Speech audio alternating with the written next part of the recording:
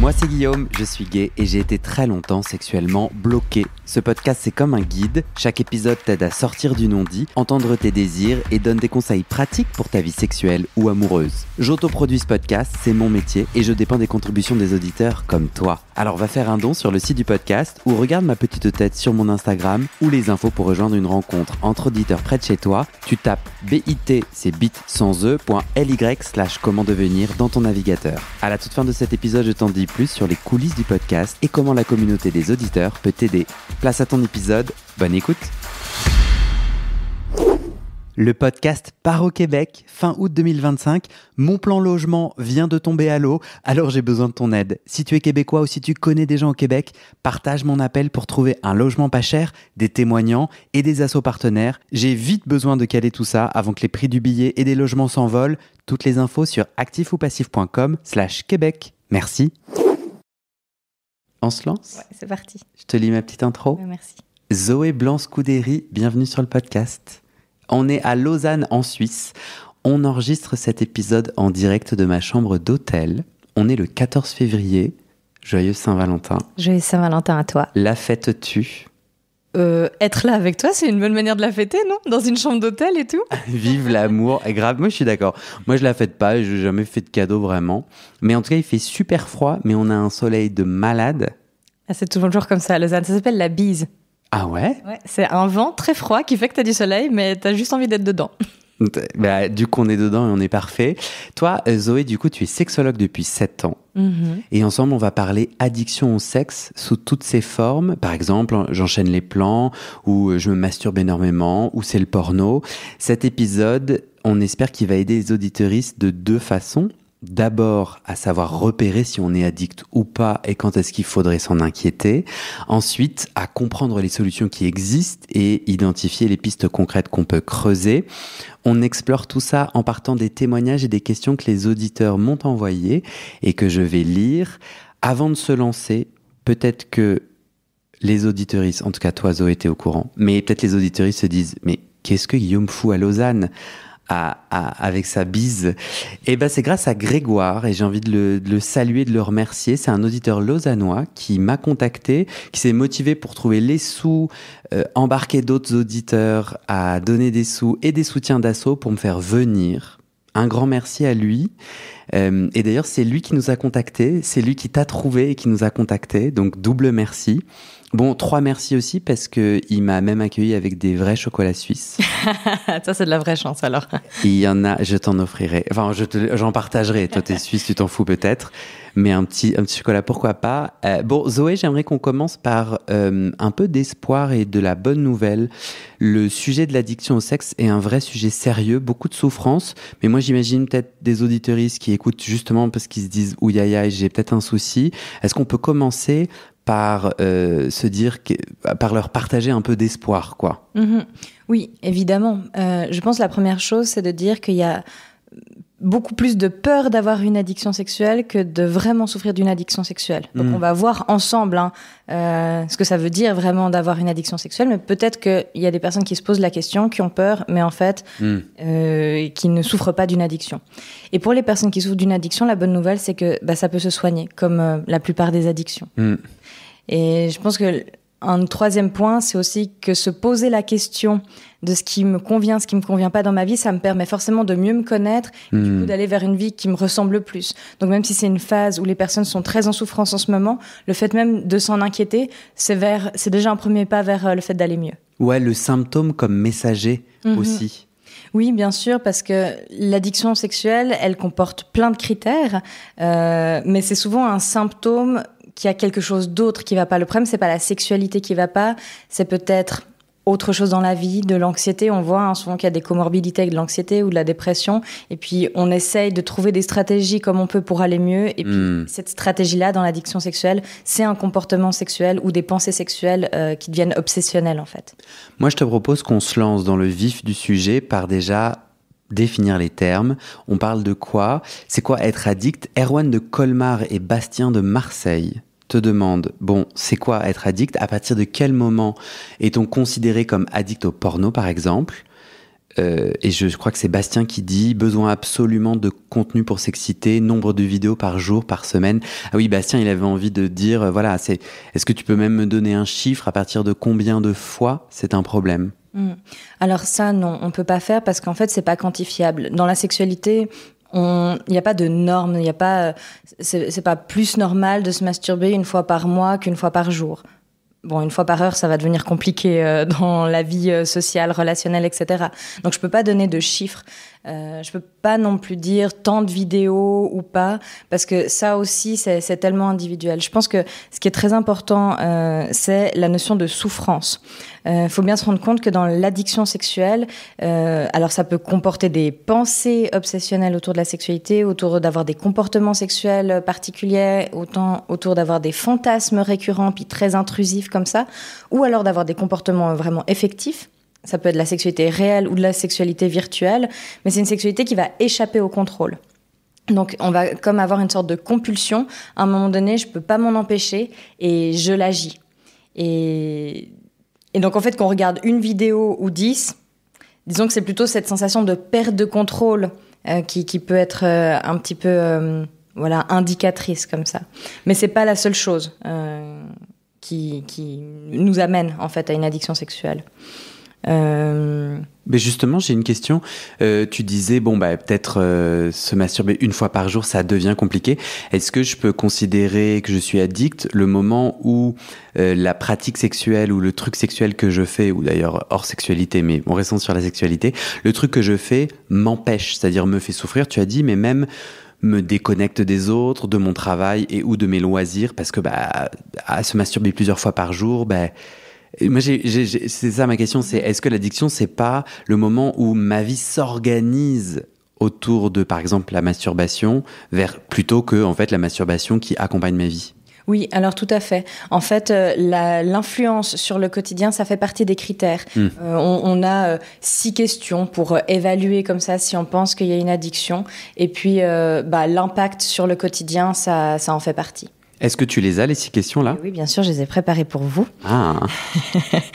Alors, la première, c'est autour des pensées. Est-ce que tu es souvent préoccupé par des pensées sexuelles qui deviennent obsessionnelles? Ça, c'est la première question. Tu peux me donner un exemple?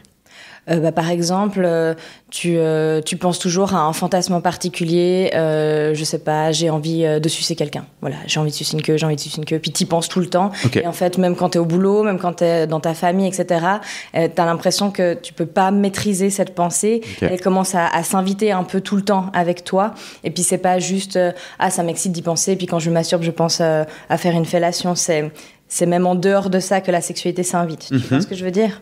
Ouais, très clair. Ok. La deuxième chose, c'est est-ce que tu as déjà caché certains comportements sexuels à tes proches ou à la personne avec qui tu es en relation? Alors, là encore, c'est pas l'idée de se dire qu'il faut tout dire de notre sexualité à nos proches, parce qu'on a toujours un jardin secret, etc. Mais c'est plutôt, on a des comportements dont on va avoir honte et puis qu'on se dit non mais là, faut pas que je dise.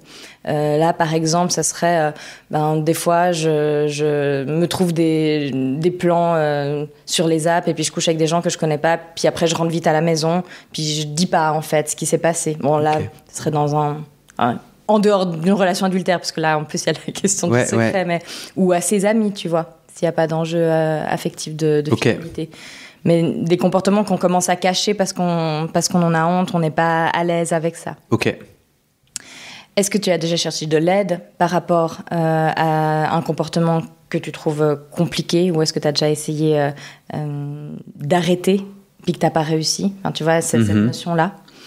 Est-ce que tu as déjà fait du mal à quelqu'un, émotionnellement ou physiquement, ou à toi-même à travers ta sexualité?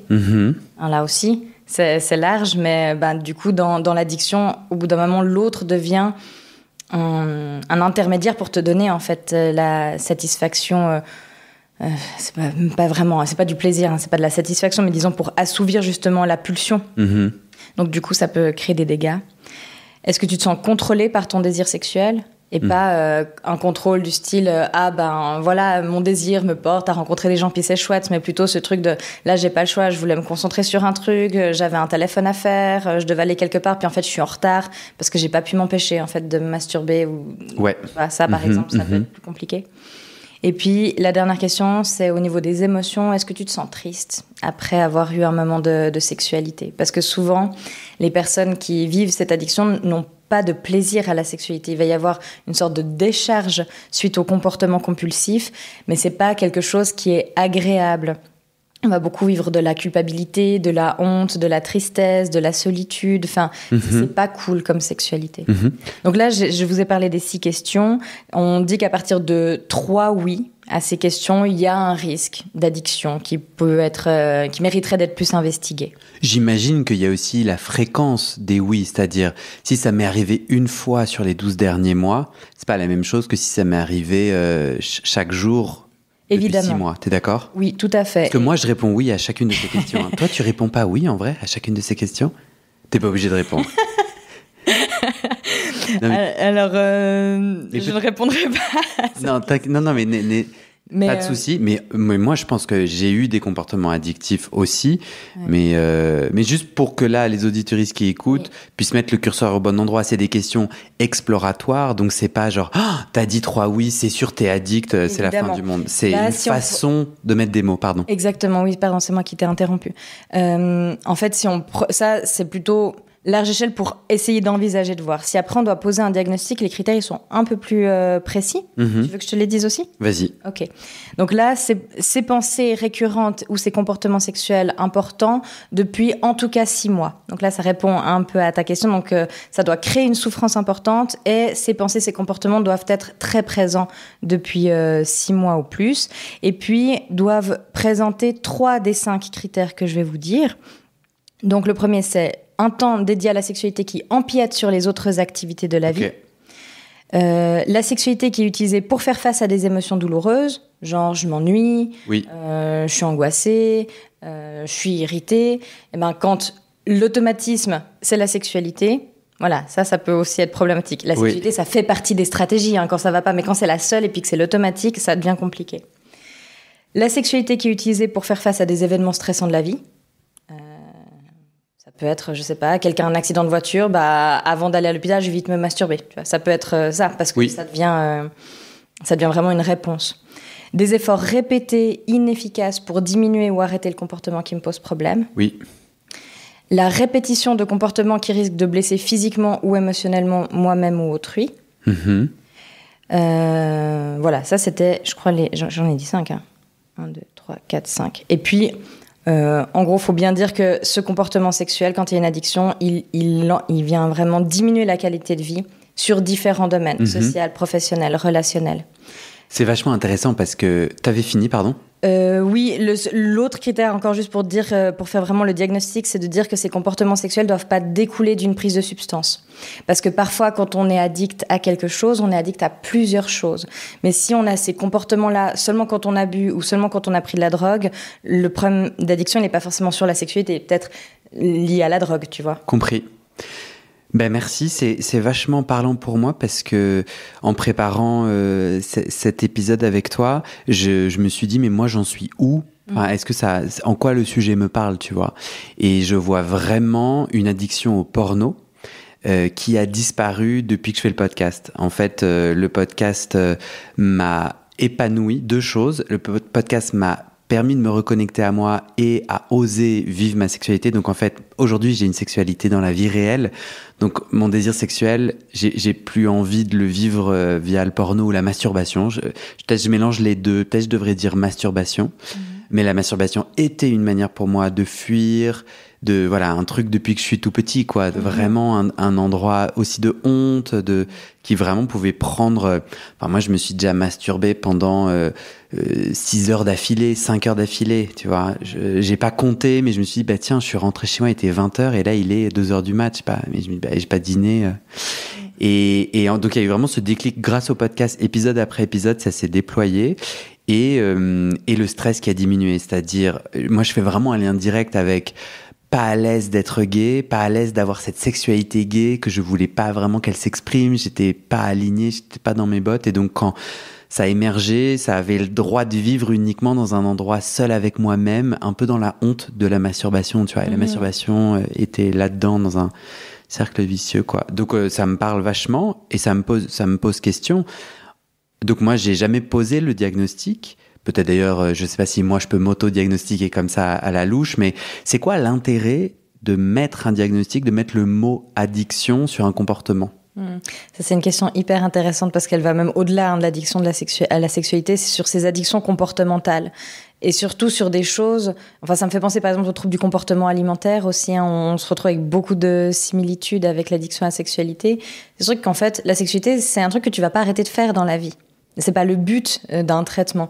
Par contre, le fait de pouvoir poser le mot d'addiction, ça permet à la fois de légitimer la souffrance, parce que je pense qu'il y a beaucoup de solitude qui est vécue là, sur ce truc de se dire, mais la sexualité, c'est censé être un truc chouette, et moi, je le fais beaucoup, mais c'est pas chouette pour moi.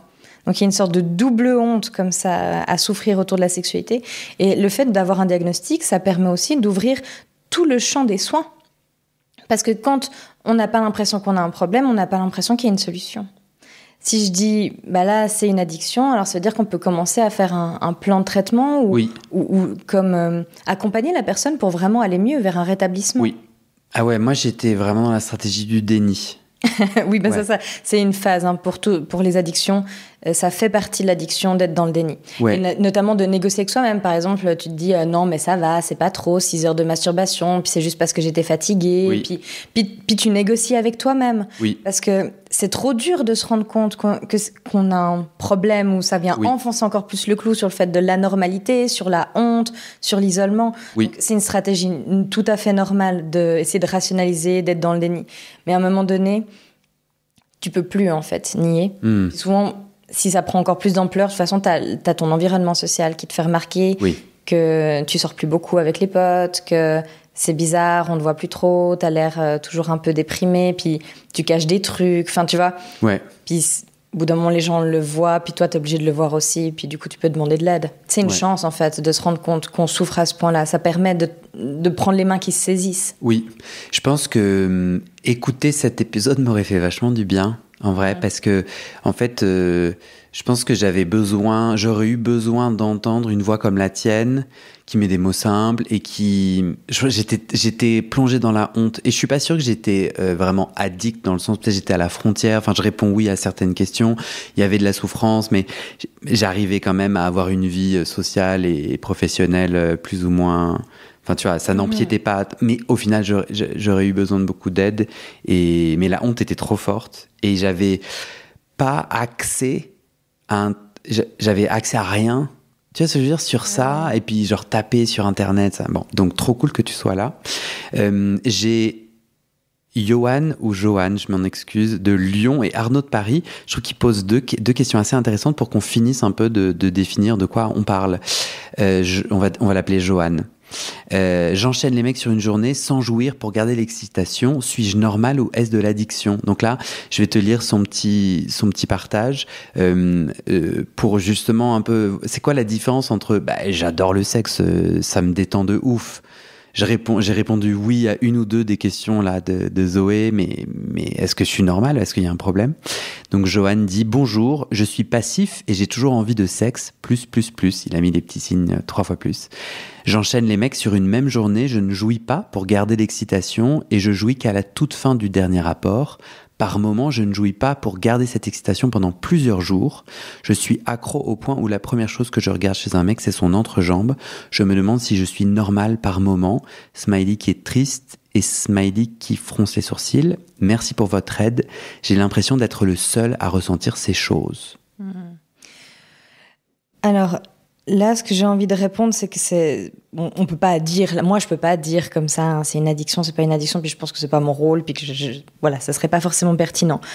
Je pense que la question de la souffrance, elle est vraiment importante. Est-ce qu'en fait, cette personne, elle est excitée, puis que ça le fait kiffer de prendre sa journée pour baiser, et puis de se dire, je m'empêche de jouir comme ça, je peux profiter un max, en fait, en gros de faire de l'edging un peu toute la journée, puis c'est chouette. Ou est-ce que c'est une manière d'échapper, en fait, à sa vie, à ses émotions, et du coup où il en est plus victime que vraiment acteur en fait de ce comportement. Puis je pense que là on peut vraiment voir en fait une différence. Ouais, je trouve que ça c'est vachement éclairant ce que tu dis. Je rajoute le suis-je normal. Je trouve que c'est vraiment un endroit qui me questionne parce que du coup, la normalité, du coup, c'est quoi? Et deux, qui la définit. Donc, je sais pas dans quel milieu ou je sais dans quel pays Joanne existe, mais tu vois ce que je veux dire? Selon là où je te mets, le normal n'a pas la même... En tant que sexologue, et là, je m'éloigne même un petit peu de la question de l'addiction.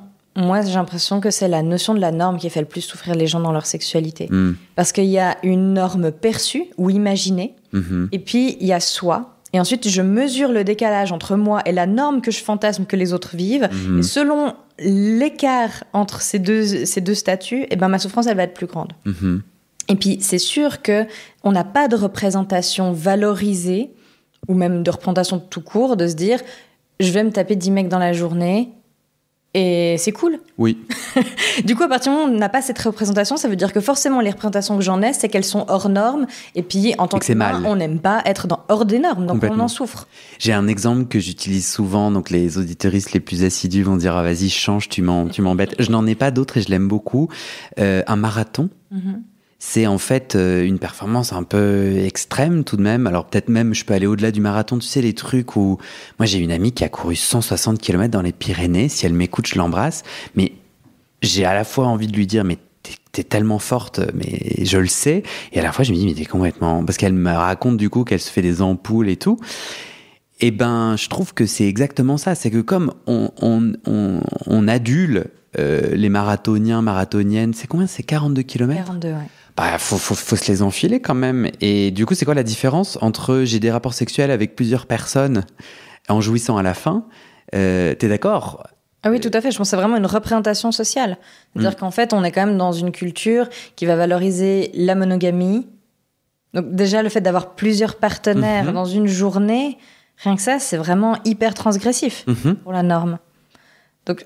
Ouais, non, je n'irai pas beaucoup plus loin. Je pense juste qu'en fait, on n'a pas de représentation valorisante. Complètement. De comportements sexuels qui sont déjà hors de l'hétérosexualité pénétrocentrée, quoi. Tu as déjà couru un marathon? Non, mais moi, je cours à peine pour prendre le bus. J'attends le prochain, donc... Très bien. Mais du coup, j'ai envie de faire un bon contradictoire et accentuer la focale sur la dernière phrase de Joanne qui dit « J'ai l'impression d'être le seul à ressentir ces choses ».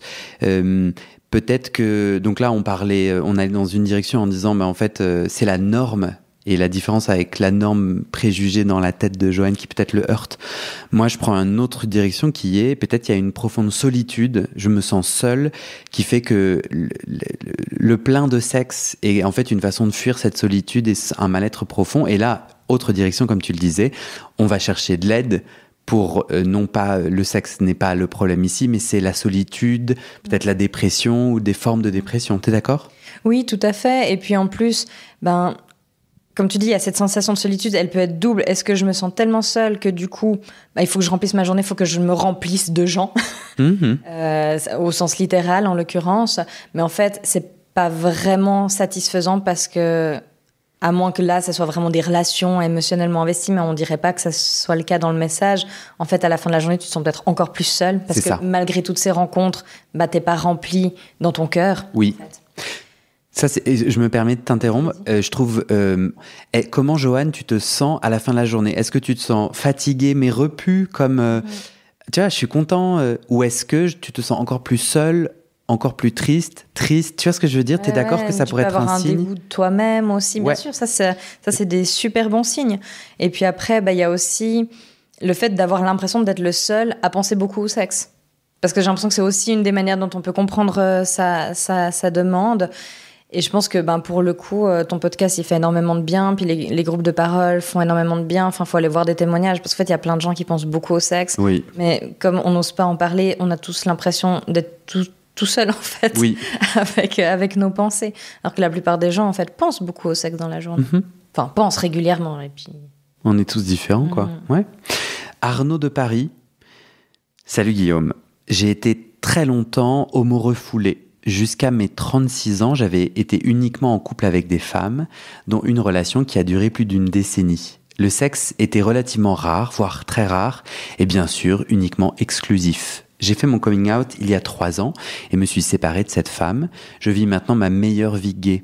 J'ai un amoureux avec qui on a une relation sexuellement ouverte, il peut faire ce qu'il veut et je peux faire ce que je veux. Mais j'ai peur de tomber dans l'excès inverse, trop de sexe. Car c'est du sexe qui me convient enfin, et parce qu'il est si facilement accessible. J'ai de gros besoins avec envie de sexe très fréquente. J'adore expérimenter plein de nouvelles choses, par exemple sexe à plusieurs ou des nouvelles pratiques, et les sollicitations sont nombreuses. Il m'arrive certaines semaines de faire du sexe absolument tous les jours, parfois au point même de déprioriser le sexe avec mon propre copain. Je fais des plans jusqu'à tard et je dors peu alors que je bosse le lendemain. J'ai pris conscience de cela récemment et j'essaie de redresser la barre en me recentrant sur mes priorités, mais je me pose la question, suis-je spécialement à risque de développer une addiction au sexe du fait de mon passé de privation ? Comment détecter s'il s'agit effectivement d'une addiction, comment m'en prémunir ou en guérir ? Quels conseils pour réussir à profiter de la vie sans frustration, mais aussi sans avoir l'impression de perdre le contrôle et de ne faire plus que ça de mes semaines ? Merci beaucoup. Smiley qui sourit, Smiley qui dit merci des mains. Tu n'as pas découvert ces questions et ces témoignages avant, donc c'est beaucoup d'informations. Est-ce qu'il te vient quelque chose comme ça ? Sinon, je peux te proposer... Non ? Alors oui, ça me vient, mais si tu veux me proposer, tu as le droit de parler aussi en premier. Non, je t'écoute. Ok, alors moi en fait, je suis très touchée par ce message. En fait, ça me crée de la joie parce que je me dis waouh, mais cette personne en fait, en tout cas, je sens pas là comme ça de trucs autour qui m'inquiéteraient en termes d'addiction. Je me dis plutôt waouh, en fait, c'est comme si enfin la vie s'ouvre, enfin l'accès au plaisir, aux relations qui me conviennent vraiment, à l'amour. Je dis pas qu'il n'en avait pas pour ses précédents partenaires, mais là, à l'amour qui ressent peut-être plus profondément, comme ça, à venir de ses tripes, est accessible. Et c'est comme si c'est quelque chose qui dit mais c'est trop beau pour être vrai. Je veux pas que ça s'arrête maintenant. Puis je voudrais encore et encore. Et donc, j'ai plus l'impression, ça fait que 3 ans, en fait, face à tellement d'années à s'être nié, à avoir mis de côté des parties qui étaient belles de lui, que tout d'un coup, ces parties-là, c'est comme si elle veut juste être encore vue et encore nourrie. Et je trouve ça très beau. Puis j'imagine, alors j'en sais rien, mais j'imagine qu'au bout d'un moment, il va peut-être juste trouver un rythme de croisière. Alors bien sûr, là j'entends bien qu'il peut y avoir des répercussions sur le travail, mais ça m'évoque plus tu sais, quand on tombe amoureux et que en fait on devient obsédé par l'autre. Bah oui, on n'est pas très performant au travail, mais c'est normal parce que c'est un état biologique comme ça qui prend tout. Et passager. Voilà, puis c'est passager. Au bout de quelques mois, on peut de nouveau se concentrer sur la vie, tu vois. mais là, ça m'évoque un peu un truc similaire. Je sais pas toi si c'est complètement. Ça aussi. Et en fait, ça m'évoque cette théorie que j'ai... Je ne sais pas si elle a été prouvée par des études, mais je l'ai lu plusieurs fois en anglais, qui est la théorie de la deuxième adolescence queer. C'est quelque chose que tu as entendu parler ? Alors, je ne l'ai pas entendu comme ça, je veux bien que tu le développes un petit peu. En fait, c'est pour les personnes qui peuvent faire leur coming out enfin plus tard dans la vie, il y a cette deuxième adolescence spécifiquement queer, c'est-à-dire un moment où après, en ayant soulevé la chape de plomb et après tant d'années à s'interdire ou à se rétrécir là ça sort et ça sort un peu vite, un peu beaucoup. Donc souvent c'est des gens qui racontent ça va dans tous les sens, il y a une surexcitation, j'arrive plus à dormir tellement parce que le cerveau et le corps ont tant à rattraper quoi. Et donc c'est une théorie qui est mise en mots juste pour dire tout va bien, c'est normal, c'est un peu exactement comme ça quand tu tombes amoureux, il y a une profusion. Et du coup, l'importance là peut-être d'une entraide, de pas être seul, donc d'être entouré soit d'amis gays ou queer ou d'amis tout court pour s'assurer qu'on prend soin de sa santé, s'assurer de pouvoir ou échanger avec un ou une professionnelle, notamment dans ces moments un peu d'excitation, la santé sexuelle peut passer en second plan et c'est vrai que vaut mieux pas parce qu'en fait on peut être dans la profusion et dans une santé sexuelle, mais sinon c'est entre guillemets normal, j'aime pas ce terme, mais en tout cas, on l'observe souvent, cette deuxième adolescence queer. Voilà. Oui, tout à fait. Moi, ça me fait penser à ça. Oui, puis moi, à partir du moment où, en fait, il a commencé par dire, en fait, je vis ma meilleure vie. Oui, ma meilleure vie gay. À partir de là... Il dit, ce sexe qui me convient enfin délicieux. C'est magnifique, quoi. Et c'est une chance, et tant mieux si là, il a l'occasion dans sa vie de consacrer quelques années à l'exploration de sa sexualité qui lui correspond vraiment. C'est trop bien. En avant. Et puis, quand il posait la question, du coup, comment je peux repérer une addiction, etc., je le ramène au début de notre épisode. C'est la fin de notre première partie. Ça marche. Merci Zoé. Dans le prochain épisode, si les gens se disent mais c'est absolument génial, abonnez-vous, activez les notifications de nouveaux épisodes. Je dis jamais ça, mais en vrai ça permet de savoir quand le prochain épisode et la suite va paraître. On continue dans une partie 2 sur les addictions où là on va creuser, c'est quoi les conseils, les solutions qui existent, les dernières infos, les dernières études. Enfin, toi, en tant que professionnel, tu proposes quoi, tu conseilles quoi à quelqu'un qui veut se mettre en chemin pour reconquérir et réparer autour de cette question de l'addiction. De dire, on a un annuaire collaboratif des médecins et des psys gay-friendly, queer-friendly qui sont recommandés par les auditeuristes. Donc, j'invite tous les auditeuristes à aller sur cet annuaire, il est sur le site du podcast, sur cet annuaire pour rajouter leur super sexologue ou leur super thérapeute ou leur super médecin avec qui il ou elle se sentent à l'aise de dire tout leur queeritude et ils se sentent pas jugés. C'est vraiment un annuaire de recommandations subjectives, mais ça a le mérite d'exister. On est à plus de 200 contacts. Un gros bisou à Cédric et Benoît qui s'en chargent, des auditeurs bénévoles qui se chargent de l'annuaire. Et puis, si on est en Suisse, on vient te voir. Toi, tu as fondé Sexopraxis, le plus grand centre consacré aux sexualités ici en Suisse, sexopraxis.ch. Je peux prendre rendez-vous avec toi. Oui, bien sûr. Et si j'habite pas en Suisse, tu fais de la visio ? Non, j'en fais pas trop de la C'est vidéo. OK. Voilà. Mais j'ai des collègues super qui en font. Donc, ils peuvent quand même aller voir sur notre site. Ah, très bien. OK, oui, c'est parce que c'est un site qui répertorie tout un tas de thérapeutes suisses. Ouais, Sexopraxis, on a une équipe pluridisciplinaire où on a des approches complémentaires et on travaille en collaboration pour proposer des prises en soins sur mesure, en fait. Génial. Merci Zoé. Rendez-vous au prochain épisode. À tout à l'heure.